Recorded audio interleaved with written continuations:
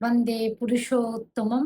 পরমপিতা রাতুল শ্রীচরণে প্রণাম জানিয়ে আপনাদের প্রতি প্রত্যেককে রানন্দিত জয়গুরু জানিয়ে শুরু করছি আজকের ইষ্ট প্রসঙ্গ।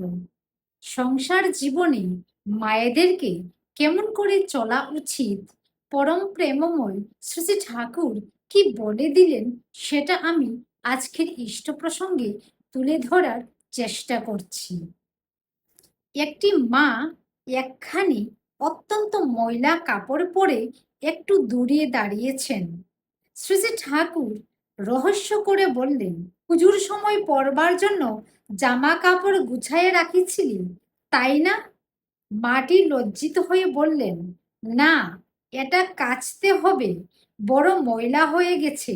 শ্রী শ্রী ঠাকুর সাজসজ্জা, বাসন কুসন, কাপড় চুপড়, জিনিসপত্র সব সূচি সুন্দর পরিষ্কার পরিচ্ছন্ন করে রাখতে হয়, যাতে মনে তৃপ্তি আসে, উৎসাহ ও পবিত্রতার উদয় হয়।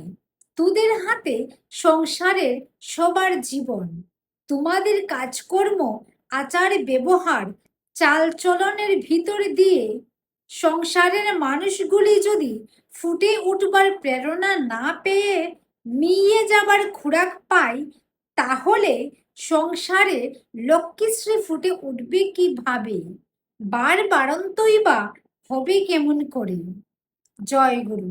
সবাই ভালো থাকবেন, সুস্থ থাকবেন, এই প্রার্থনা করি আমার পরম দয়ালের রাতুল শ্রী চরণে।